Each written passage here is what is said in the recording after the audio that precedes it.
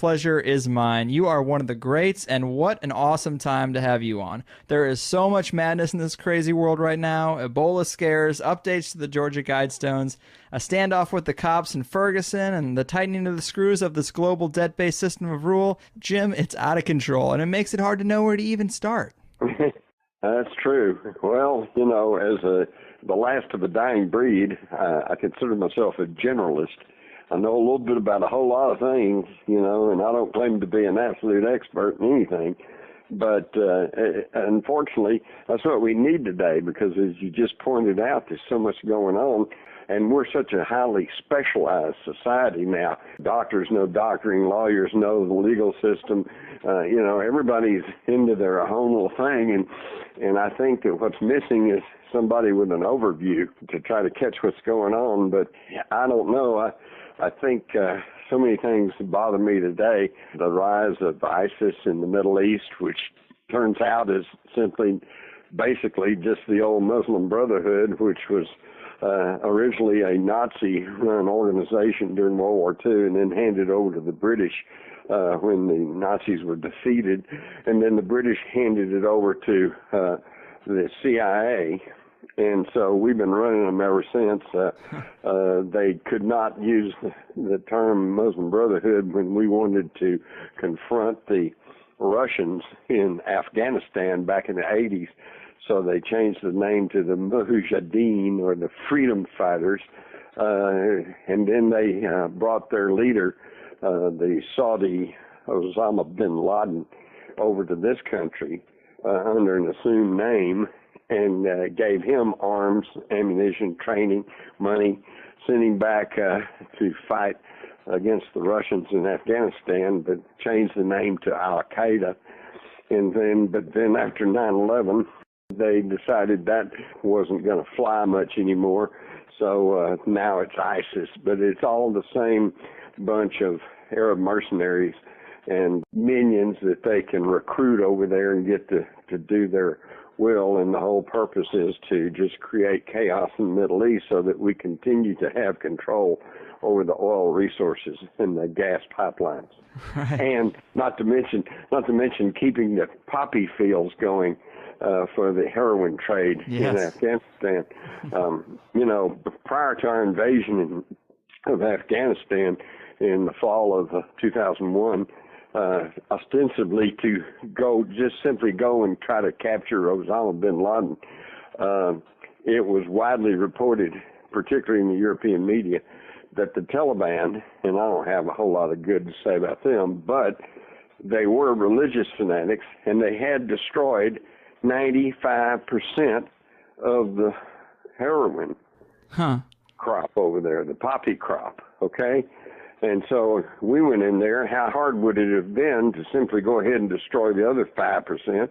And then, that would have been the end of the major heroin supply in the world. But instead, within a year, they were all back into poppy cultivation. And then I read a piece the other day where this year they're having a bumper crop, okay? So they got to keep the drugs flowing.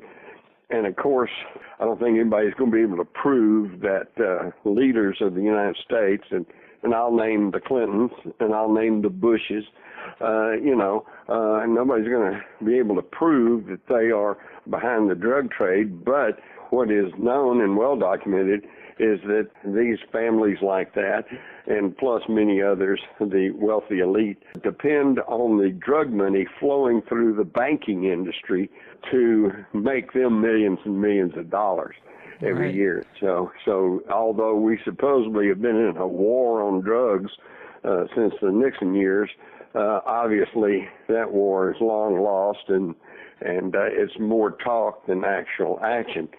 For example, if there was a true war on drugs and they wanted to stop the illegal drug trade, it would be simple enough to go through the banking system, identify the drug money that's crossing through there, and put a stop to it. But, of course, they'll never do that. No, of course not. They got to get their drug money. But, man, you are so good at identifying and tracking this tangled web of changing names and power centers and following it throughout time. It gets confusing for me, but that's the way they like it. One other thing that's on the minds of a lot of listeners, I think, is probably Ebola. It's about what half the emails I get are about, and I can't tell if it's just a media fear campaign, a legitimate concern, or part of something bigger. What are your thoughts on this whole Ebola thing? Well, I'm kind of on the fence myself. I think it's one or the other. You know, it's either going to be another swine flu, bird flu, H1N1, where there's a whole lot of fear-mongering and a whole lot of vaccine sales and a whole lot of public control that turns out to be for not much of anything. Or it may turn out to be the zombie apocalypse, you know, that kills off everybody. I guess we'll just have to kind of wait and see. But I will say right off the top that there's too many questions about it. The testing for Ebola is very questionable. It seems to be only like one test, and only the CDC has that. And you know, and like right now, the big current Ebola story is how that nurse Hitchcock up in wherever that is, New York or wherever, is saying she doesn't want to stay in quarantine. Right. And then it turns out that she has been training as a intelligence officer for the CDC. So is this part of some kind of plan, you know? And then when you consider that, obviously, when a pandemic breaks out, that one of the most effective preventatives is to quarantine the areas that are hardest hit by this, and yet this hadn't been happening. Nobody has yet to try to stop the overflow of illegals coming across the southern border, and nobody has stopped plane flights coming into the United States from West Africa. And in fact, it almost seems like at the national government level that they want to spread, to spread this disease. Yeah. We send 3,000 troops over there. Great, let them contact it and then bring it back home to their families. You know, I mean, it's a lot of it just doesn't make much sense.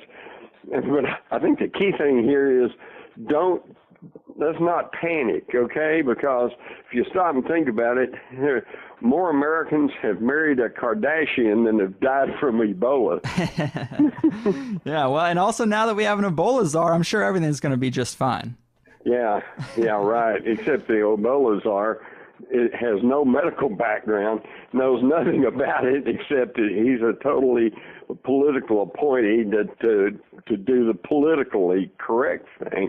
And that worries me. Right.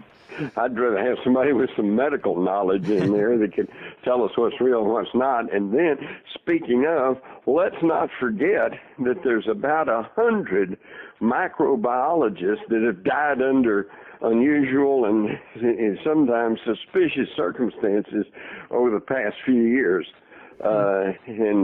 It's almost as though somebody wants to take out anybody who might be really, truly knowledgeable and capable of telling what's real and what's not, and particularly anybody who might be able to come up with a cure. Yeah, right.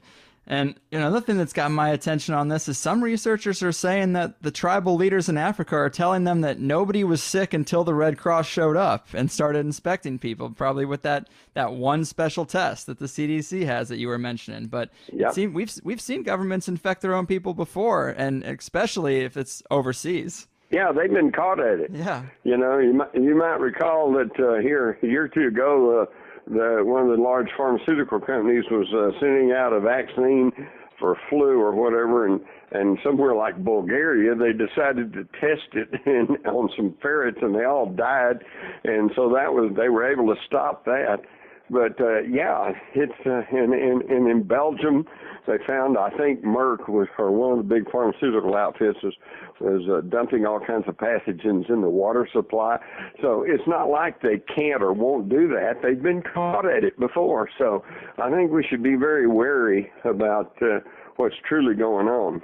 I'm with you, man. And the elite love their rituals. What do you make of that updated block in the Georgia Guidestones? A lot of people have written me about that. Do you think there's a connection possibly to the start of a new plan, which could be Ebola, could be ISIS? Well, and as I recall, there was a little block that had a 14 on it. So A lot of people were thinking that was a little tip-off that they were going to start making their moves in 2014, but it's starting to get late in the year, so I guess they're going to have to hurry. But then we don't really know what all that is.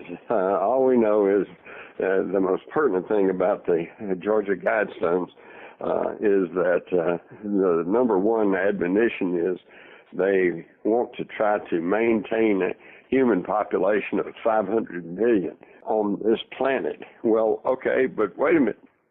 Right now today, we're at about 7.5 billion.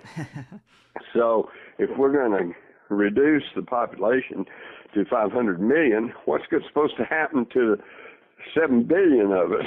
Right. You know, that is kind of room for concern, I think.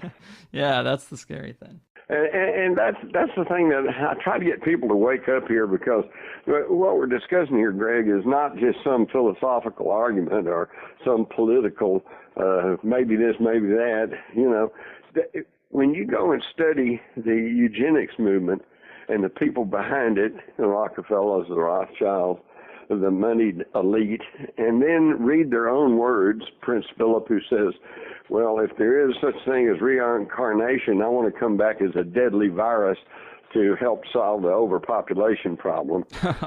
You know, or you've got Maxwell Taylor, who says, yeah, in the next century, meaning today, we got to reduce the third world population. You got Henry Kissinger saying the same thing. So when these self-styled globalists are saying, you know, we need to reduce the population, this is self-defense. You know, they want us dead. Right. So we better start getting on the ball and figure out what's really going on and who's doing it, or they're going to figure out a way just to kill us all. Yeah, man, they always keep me guessing. But let's jump back in time a little bit. You know, one of my favorite presentations from Contact in the Desert this year was your presentation for Our Occulted History. I loved it. Chock full of interesting facts from the beginning of human history right up to present day. And we've talked about the Anunnaki story of the Sumerian tablets quite a bit lately, but that seems to be a story that you're putting some stock into, right, Jim? Well, that's true. I'll tell you what, there's just so much to it that it's hard to view it in any other way other than, you know, I think this is our past that we're just now becoming aware of. You realize that, well, even back in the 50s when I was in school, we basically were kind of taught that the Egyptian civilization was the world's first great, highly advanced civilization. And, well, now we know that, no, it was preceded by the Sumerian civilization, which obviously the similarities are so striking that obviously the Egyptian civilization was simply a hand-me-down from the Sumerian civilization. In fact, I was somewhat surprised because I was well aware of all these ancient civilizations such as the Assyrians, the Babylonians, the Phoenicians, you know, but I always thought these were separate civilizations that had grown and, you know, grew up and fell and others came along. But what I found out was actually the history of the world has been just, they started with one great highly technological civilization that obviously then fell apart because of natural or even unnatural conditions, warfares and geophysical changes. And this is what we kind of collectively call Atlantis, okay, a prehistorical civilization. And, of course, there's still today lots of arguments over, well, where was this imaginary Atlantis? Was it an island in the Atlantic, or was it in the Caribbean, or was it, some suggested, the South China Sea, or was it Antarctica before a pole shift and it went under ice? And was it the island of Crete? Was it the island of Santorini? And I think what we have here is a case similar to the story of the blind men and the elephant. You know, the blind men wanted to know about the elephant, so they went to the zoo, and one grabbed his trunk and said, oh, the elephant's like a hose. And the other one had his tail and said, no, the elephant's like a rope. And the other one was pushing against his side, and he said, no, the elephant's like a wall. Another had his ear, and he said, no, the elephant's like a fan. And so there they were, and they got to arguing and fighting with each other over what the elephant was like. And the truth of the matter was, they all had a piece of it. They were all telling the truth. And I think that's what we have with the arguments over Atlantis. I think they're all telling the truth. I think because the evidence points to the fact that there was once a great global civilization that fell into ruin, and then some of the technology was salvaged, and it rose again in the form of ancient Sumer, and then that began to crumble, and we saw the rise of the Egyptians, and then followed by the Greeks and the Romans and all of these others, and this leads then to their belief systems, which they all, there was in all of these ancient civilizations, there was a pantheon of what we have come to call their gods. Although, for example, in Sumer, when they referred to the gods, they only referred to them as the Anunnaki, which literally means those who came from the heavens and landed on the earth, which implies flight. They were able to fly. Mm-hmm. And in fact, what we find is that that's a common thread through all of the legends of all of the ancient primitive cultures on the world, whether it's the Australian Aborigines or the Southwest American Indians, or the Indians, Hindu Indians of India, or the builders of Stonehenge, or the Dogo tribe in Africa. They all say that in the distant past, beings came from the sky and taught them things, taught them agriculture, taught them law, taught them language. And so obviously this, I think, tells us what was actually going on. And I was equally fascinated to begin to look at these so-called mythological gods. And I find that although the language changes, which means their names change, the characteristics all remain the same, which to me indicates that they were talking about living, breathing beings at one point. Okay, for example, the Lord over the earth, okay, the guy in charge of the planet, according to the Sumerians was Enlil. According to the Egyptians, he was Set. According to the Greeks, he was Zeus, and according to the Romans, he was Jupiter. But the characteristics are the same. So I think they were actually talking about the same entity. Mm-hmm. The same thing. For example, the goddess of love in Sumerian, a woman, Astaroth; in the Egyptian, Hathor; in the Greek, Aphrodite; and in the Roman, Venus. But they were all women, and they were all beautiful, and they all had the same characteristics. So I think that what we are getting, and what anyone can actually read about all this in any encyclopedia, the problem is it's just listed under Sumerian mythology or Greek mythology. So we tend to brush all that off because we tend to think that these are just stories that they made up, but there's a growing number of scholars who now believe that some of these stories of ancient gods that fly around in the sky and can destroy whole cities with a single weapon, and that were behind some of the wars of the gods and of the men and of the kings, that these were actually real flesh and blood beings that were here on this planet causing trouble thousands and thousands of years ago. Mm-hmm. Yeah, I think that makes sense, and it can be very confusing to figure out, and the cover-up makes it even harder. And the Anunnaki get pretty bad a rap with gold mining, genetic engineering, and human slavery, but they can't be all bad because apparently they taught us how to make beer, didn't they? They did, and bless them for that. Yeah, it was...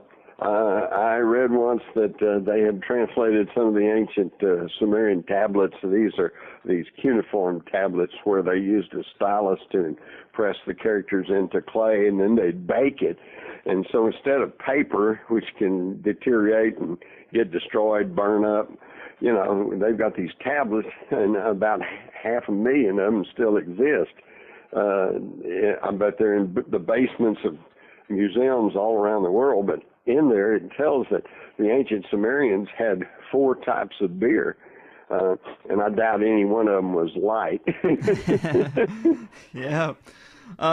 Man, of all the aspects of history, we see so many parts of culture, courts, schools, rule of law, the systems we use, they go back so far, even to Sumeria and Egypt. And the part that I'm most interested in is probably the origins of fractional reserve banking and usury, because it's obviously one of their main tools of control today, and people are always chalking it up to the Rothschilds, but that was only a few hundred years ago. There's got to be a much richer history there, right? Oh, it goes all the way back, yes. In fact, the 2 basic control mechanisms that have been used to control the human herd have been religion and fortified by a financial system, money, if you will. And the 2 are actually inseparable.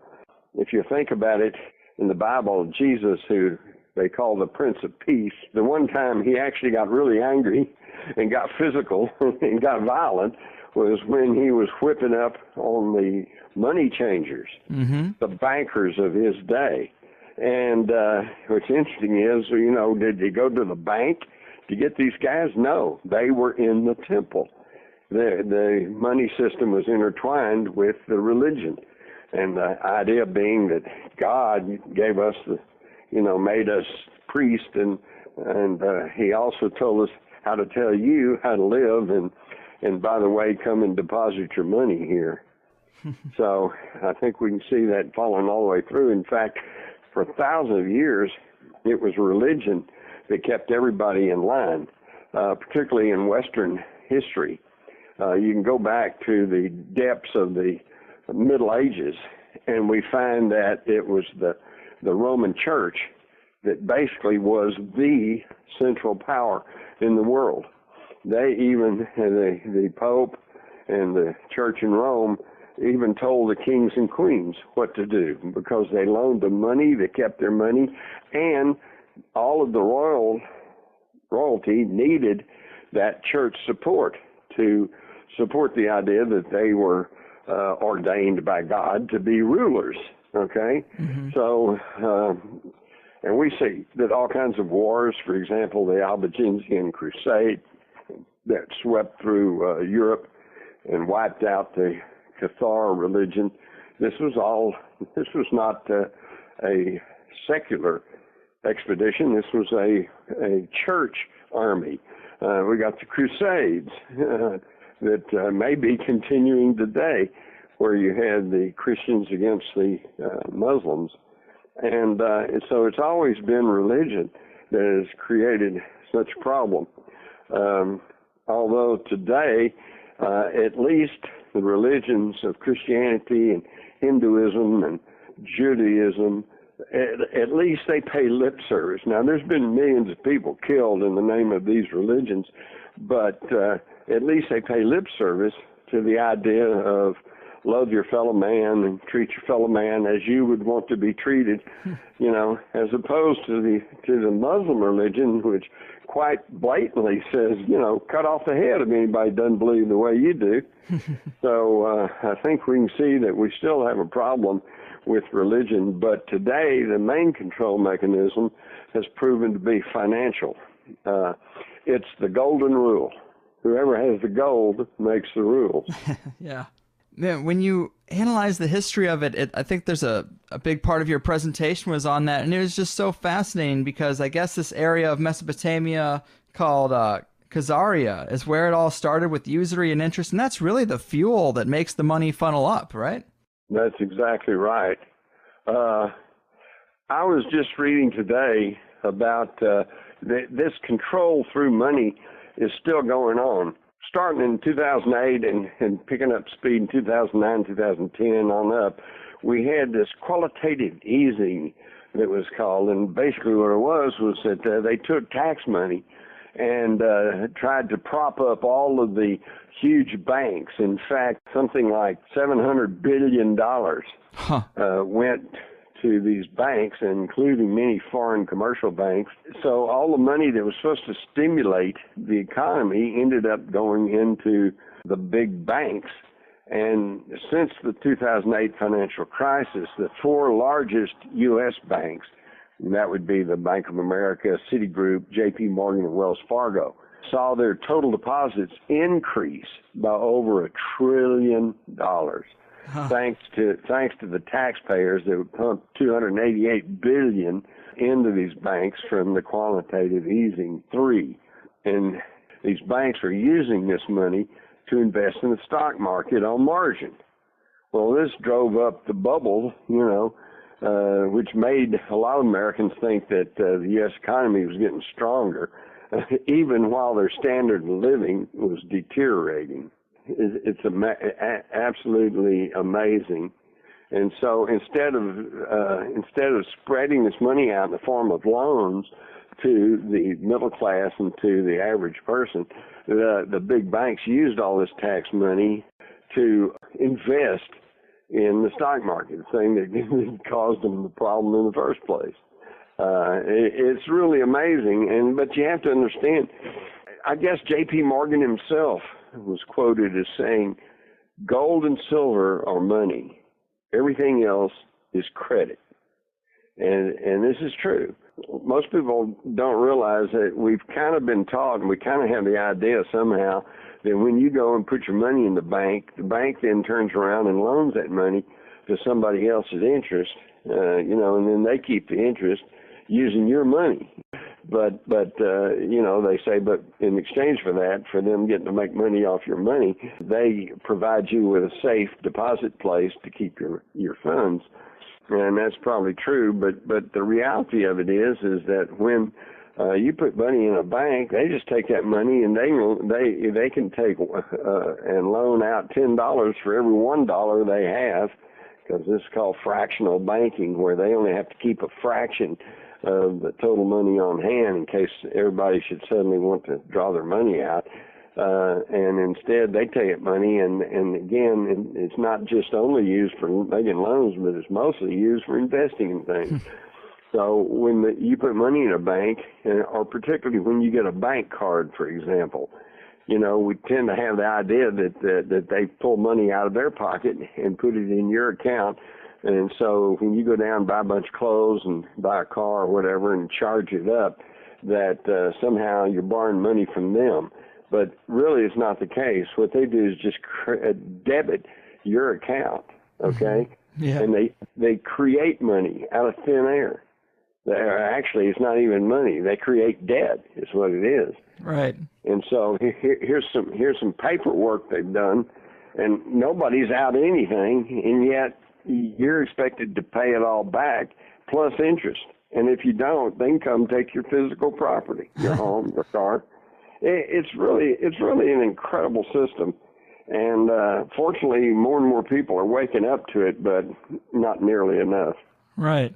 Yeah, it is a fascinating thing. It's almost alchemy, building something out of nothing, building extreme wealth out of nothing, really. And exactly. Well, let me put it this way. Let's say you have $100, Greg, and I come to you and I say, hey, give me all your money. I'll keep it safe for you. Are you going to give it to me? Probably not. Right. But if I build a big building of steel and glass and put a big sign on it that says bank, and I say, Greg, give me your $100. I'll keep it safe for you. And you go, oh, okay. Well, I get your $100. At that point, I have an asset because I've got $100 that I didn't have to begin with.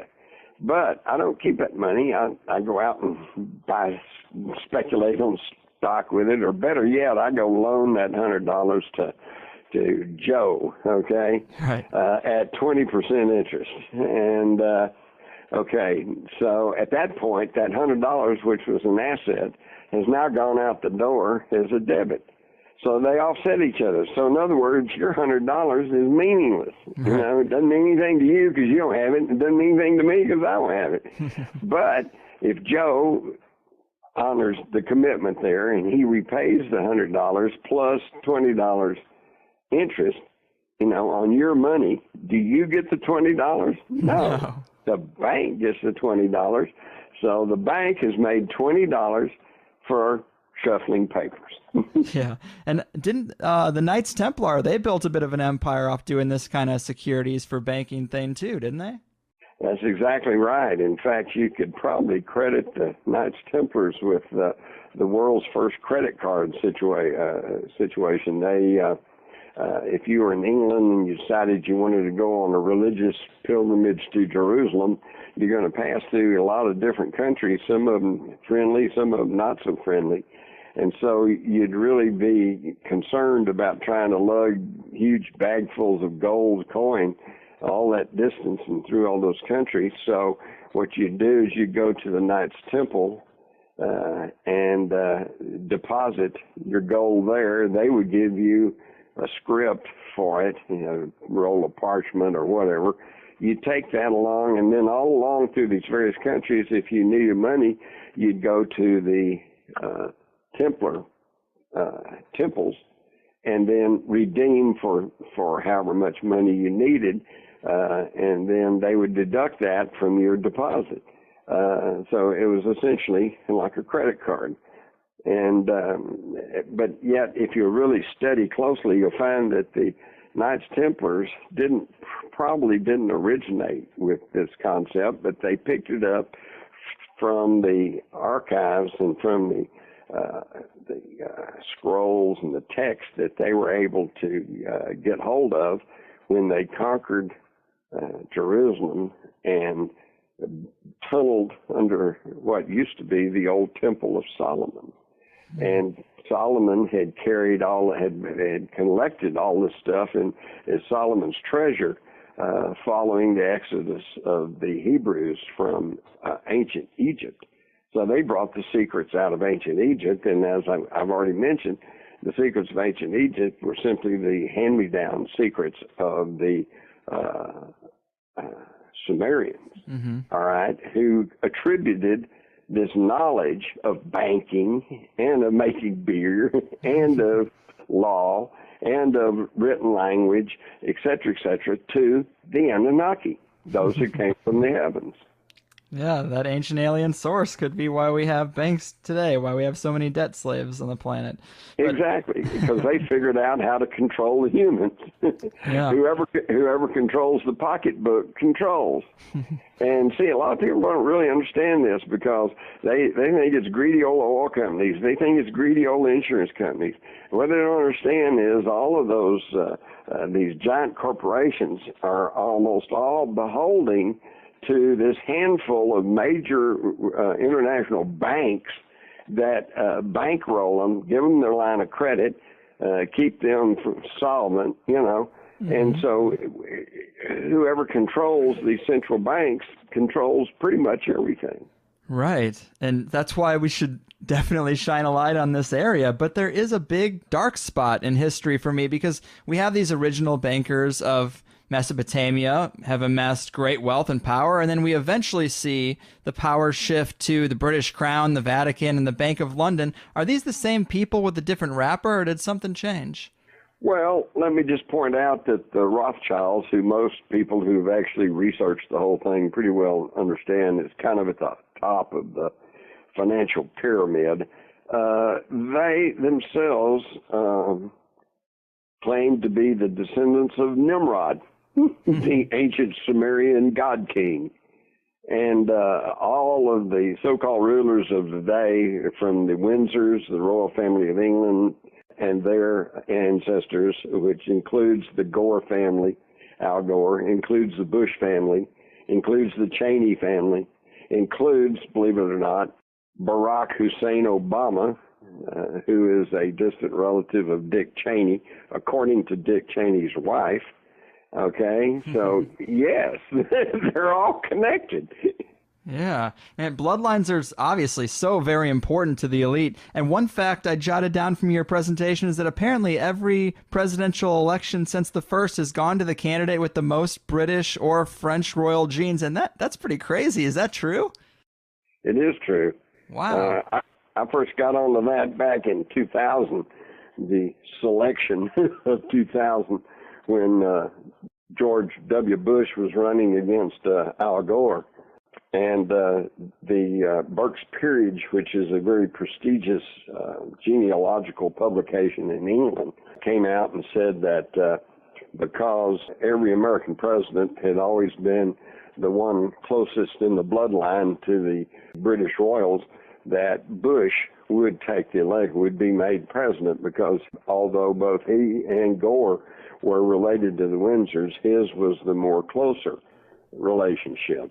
And sure enough, although what is now known beyond dispute is that Gore actually won the election, but because of the hanging chads and because of all of the turmoil and the fact that they stopped recounting the votes in Florida, then they threw the whole thing to the Supreme Court, which then appointed George W. Bush as president of the United States. So it turned out that that was true. And then, like I said, what blew me away was when after that happened, and then we saw the very sudden rise of Barack Obama. It's like, well, at least we don't have to worry about him being part of this group, except then we find out through Lynn Cheney, Dick Cheney's wife, who's preparing a book on his family, that Barack Obama is a cousin of his. So it's like, holy cow, we can't seem to get away from these people. Right. And it is fascinating to find out that that's the truth, but it would make sense if you take the position that the U.S.'s independence from Britain was totally manufactured and they just kind of started extracting wealth in secret rather than fighting it out in the battlefield, which tends to be coming out more and more. Right. You'd think, of course, they'd have to control the leadership, too. Right. Well, it's the same thing I know in researching the Rothschild family. One of their most credible and prominent biographers looked into it and found that in the early 1800s, the Rothschilds sent one of their scions over to North America, and he went back and wrote that, oh man, North America is so rich in resources, people are hard working, and it's an excellent opportunity for business. And yet this biographer said he was puzzled and couldn't understand why the Rothschilds failed to move into North America. Well, apparently the reality is, and the reason is because they were already coming under suspicion and great deal of criticism because of the way that the Rothschild dynasty was running Europe at the time. Old man Rothschild had sent his sons, and they had made their way into becoming heads of the central banks in England, in France, Spain, Austria, Germany. And during that time, all these European nations had constant wars going on with each other, which, of course, did nothing but profit the Rothschilds. And so they were finally coming out with a lot of criticism for this, and I think that they realized that there was going to be a lot of, the American colonists had just thrown off the British Empire, so they probably would have put up a fight if they thought the Rothschilds were trying to take over here. So what they did was they pulled a stealth move. They operated behind some front men. They sent their representatives over here, and then they also tapped local people. One of the local front men for the Rothschilds was John D. Rockefeller, who got his start in the oil business through money from the Bank of Cleveland, which at that time was a registered Rothschild bank. And of course, by 1898 or so, John D. Rockefeller owned almost virtually the entire petroleum industry of the Western world. And in fact, it was such a monopoly that in about 1909, the U.S. Supreme Court said, yes, that's a monopoly, and they broke it up. And instead of having one big, huge oil company, Standard Oil, they broke it up and created 33 oil companies, which meant that John D. Rockefeller, instead of having a controlling interest in one oil company, now had a controlling interest in 33 companies, and he quickly became the world's first billionaire. Man, from the Anunnaki to the British Crown to John D. Rockefeller, it seems like the pattern is always it's way easier to control things in the shadows than it is to just come out there with guns on the field. That's right. That's right. And they still do the same thing today. In Europe today, people look to the kings and queens, the Queen of Holland, the Queen of England, you know, but yet, and then in North America, here in the United States, of course, we're supposedly don't have any royalty, but our presidents are more and more treated like royalty. Right. When Thomas Jefferson and those guys, when they were elected president of the United States, they simply walked over to the Capitol. You know, it wasn't a big deal. Today, they travel in armored, reinforced black cars and surrounded by helicopters, and you know, they're treated like royalty. So we do have our royalty today, and yet, just like the royals back through history, they're not truly in control. And this is the thing that most people are having a difficulty in understanding, is that it doesn't matter whether you vote for a Republican or a Democrat. Both parties are controlled by the same moneyed interest. And in certain areas, fiscal responsibility, foreign policy, it doesn't matter who gets in. The window dressing changes, okay? If a Republican gets in, he may be against abortions, or he may be against same-sex marriage, whereas a Democrat may be for all that, all right? So there's some window dressing that changes, but as far as fundamental changes to the corporate system, to foreign policy, to the fiscal policy of the United States, it doesn't change because they're both run by the same bunch. Right. And yeah, there's definitely real evidence that the true power is behind the curtain, but do you think at the top of the pyramid, do you think it stops at the international bankers? I mean, that would make a lot of sense, but some researchers are saying that there might be something even non-human that they're listening to. Well, I would simply quote from Karen Hughes, Huddes, who for more than 20 years worked as a senior counsel for the World Bank. And she is now turned whistleblower, and she says the World Bank is corrupt, that it's running countries, and that it's all run by private bankers. And then she goes further and says some of these people at the top of the financial pyramid are not even human. Wow. And she's not the only one.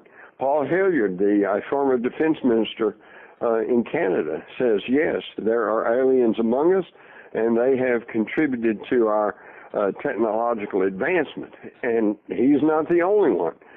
Dr. Edgar Mitchell, the sixth man to walk on the moon, the astronaut, he has confirmed and said that, yes, we have technology that we gained from alien contact.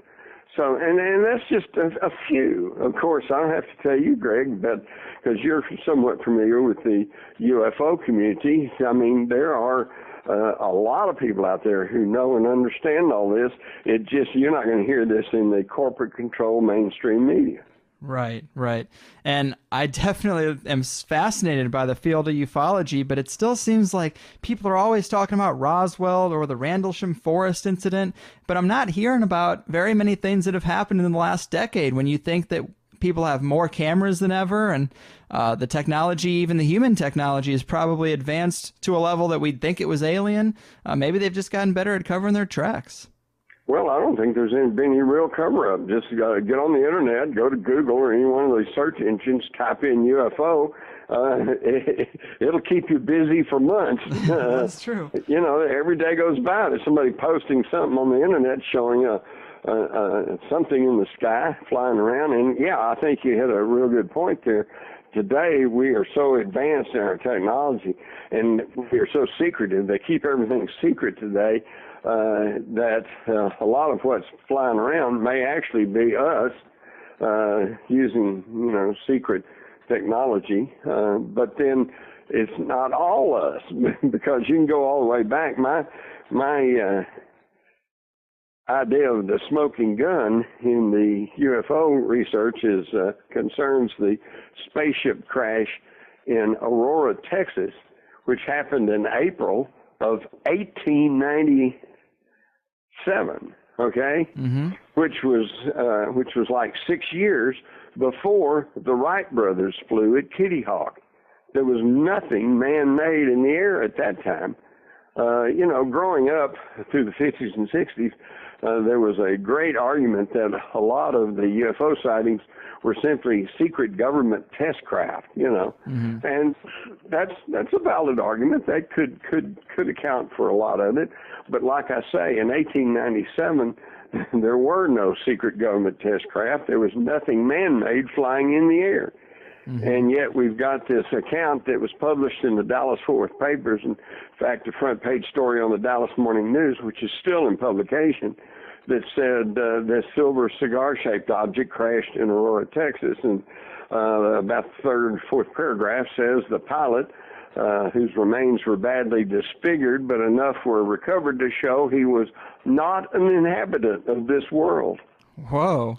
So there you have it. Yeah, man, it's crazy out there. And I love hearing about all the different mysterious things that are found in space. Sometimes things found on the moon, pyramids on Mars. A lot of weird stuff out there. But right. I really do like the moon material that you had in your presentation, because we kind of take it for granted because we can see it with the naked eye. But there's a lot of strange aspects to the moon, aren't there? Well, that's why in my book, The Alien Agenda, I refer to the moon as the greatest UFO. Right. It's an unidentified object in the sky. Yeah, we know it's there, and now we reportedly have been there, and we've gotten moon rocks.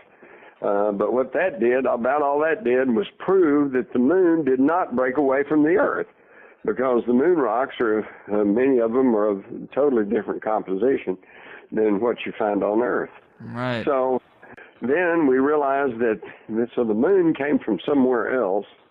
Now picture the Earth hanging in space, and here comes an object the size of the moon, and it passes close by the Earth, and then it gets picked up in the Earth's gravity field and gets pulled back slowly over a period of time, and then it'll go past the Earth again, and then it'll get caught in gravity, pulled back again. Now, common sense and rational thinking would tell you that therefore the moon should be in an elliptical orbit, kind of wobbly, going around the Earth. And yet what we know is that the moon is in a stationary, perfectly circular orbit around the equator of the Earth, with one side always facing the Earth. And at just the proper distance, so that when there is an eclipse of the moon to the sun, it just neatly covers just the corona of the sun. How is that possible? Right. The great scientist Isaac Asimov says the moon shouldn't be where it is, but it is.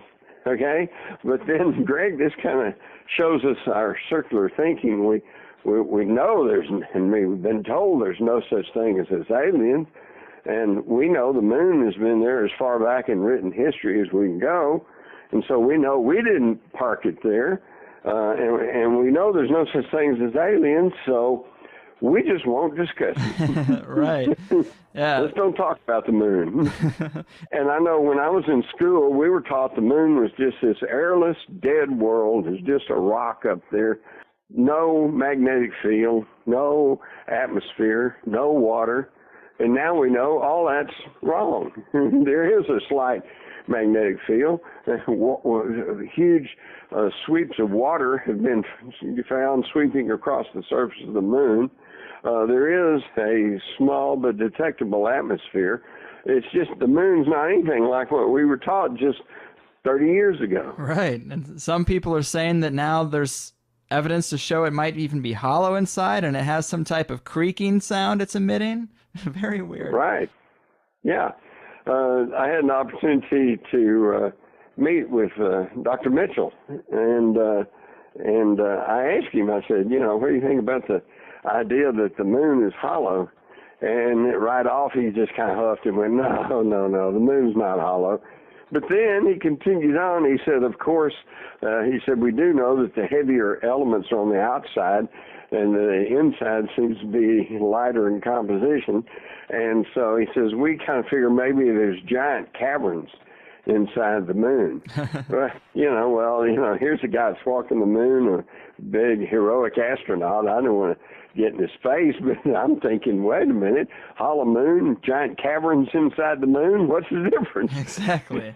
Still talking about hollow areas inside the moon. Yeah. And there's actually a ton of speculation that some moons of other planets in the solar system could be hollow as well, isn't there? That's true. The famous astronomer Carl Sagan, early in his career, along with some Russian scientists, were claiming that because of the characteristics of the moon of Mars, Phobos, that it was probably a artificial satellite. But of course, as he gained fame and popularity and became a darling mouthpiece for the establishment, he kind of backed off of all that. Yeah, they make you. Oh, yeah. You got to go along with the program. Right. Well, do you put any stock into the stories, the really weird ones out there about the hollow Earth? I mean, there's some ancient texts and oral traditions that talk about beings from inside the Earth just as beings from the sky. What do you make of that? Yeah. Well, I've made a fairly cursory examination of the story of Agartha, which is the idea of an inner Earth. And quite frankly, that's still in my file. Okay? My file is this ever-growing file of information that I study and go, because there's enough there, there's smoke there, but I haven't been able to find the fire.